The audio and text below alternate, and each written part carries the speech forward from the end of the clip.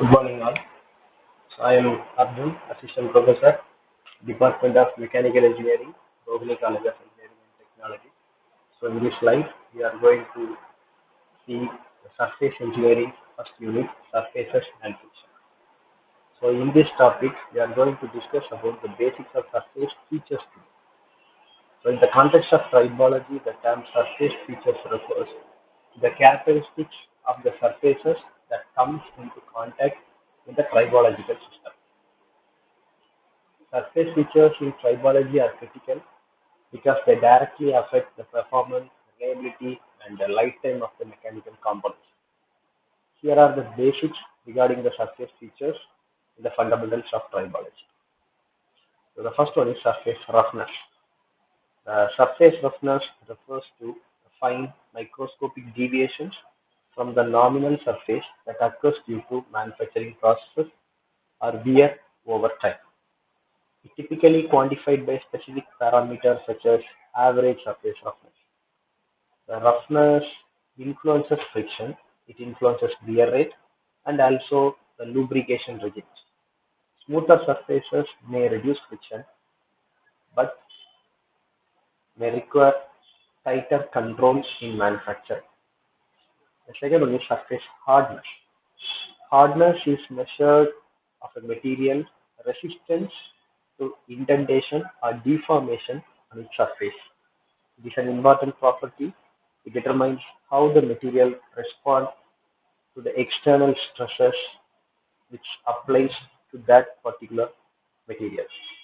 The harder surfaces are generally more resistant to wear, but they can be easily breakable.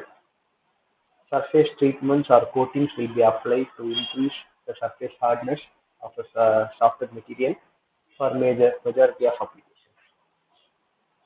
Third one is surface topography. Topography is something which is beyond, beyond roughness. Topography includes a larger scale features of surface, for example, say grooves or dimples or patterns that may be intentionally added to the manufacturing process. These features can affect lubrication distribution, hydrodynamic pressure generation in lubricated contacts, and the capacity of surface to trap and wear debris. The next one is surface chemistry. Surface chemistry involves the chemical composition and properties of the surface layer, which can be altered from the bulk material due to oxidation, contamination, or surface treatment. Surface chemistry affects resistance, adhesion, friction, and the effectiveness of lubricants. Chemical reactions at the surface can also influence wear mechanism. The next one is surface wettability.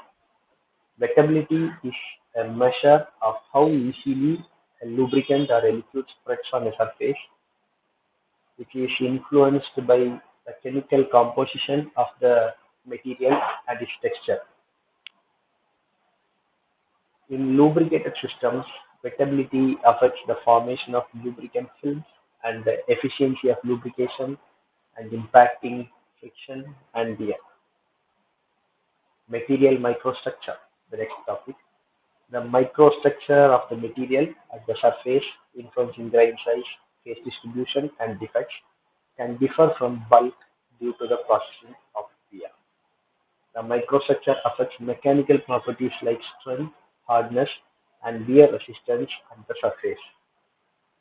So in tribology, the interaction of these surface features with the operating environment, including types of motion, load, speed, and lubrication, determines the frictional behavior and wear mechanism that will occur on the specific surface.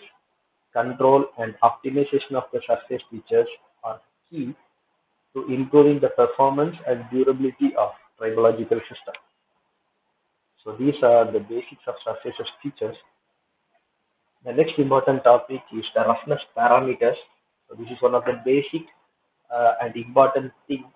So only by these roughness parameters, the uh, the amount of roughness or something which affects the surface will be measured. So as we said, roughness parameters are crucial for characterizing the surface textures of materials that comes into contact. These parameters mainly help in understanding how the surface will interact under different conditions affecting friction, wear, and lubrication performance. So here are some fundamental roughness parameters commonly used in tribology. So let's discuss one after the other. Average roughness is denoted as RA.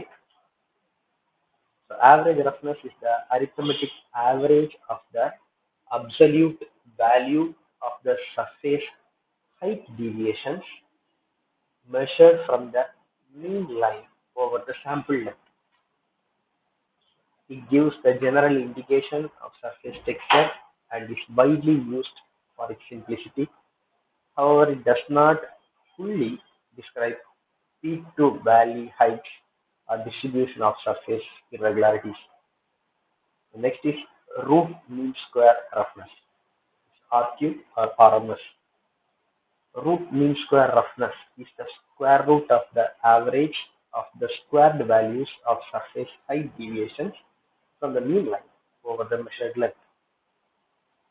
It provides a slightly different perspective on the surface texture by giving more weight to high peaks and deep valleys, which can be critical for understanding the contact mechanisms in tribological applications.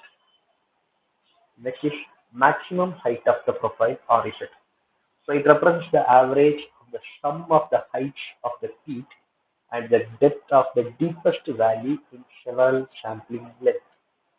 It offers insight into the extreme topography of the surface, which can influence initial wear processes or peak contact pressure. The next is skewness.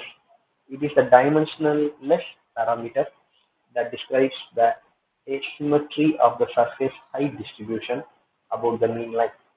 Positive skew indicates more peaks than valleys, and negative skew indicates more valleys than peaks. This can affect lubrication retention and the distribution of contact stresses. The next is kurtosis. It is also another dimensionless parameter that measures the sharpness of the surface profile distribution. A higher kurtosis value indicates a surface with more sharp peaks and deep valleys, which can influence the initial stages of contact and wear. Next is total height of the profile. It is the vertical distance between the highest and the lowest point on the surface profile within the evaluated length. It provides a simple measure of overall variation in surface height. It can be critical for sealing applications or when assessing potential for abrasive wear. Bearing area curve. This parameter comes from a bearing area curve, also known as Abbott-Firestone curve, which shows the cumulative height distribution of the surface. It represents the core roughness depth. If the bearing area curve reduced peak height and reduced valley depth, together they will give more detailed description of how surface may support load and retain lubricant. Each of these parameters offer unique insights into the surface texture and get specific implications for tribological performance. Selection of appropriate roughness parameters depends on the application, the type of contact, and the desirable outcomes. Understanding and controlling these parameters allow engineers to design surface that can perform effectively under varying tribological conditions. So that's all for today, and we'll continue with a new topic in the next session. So until then, thank you.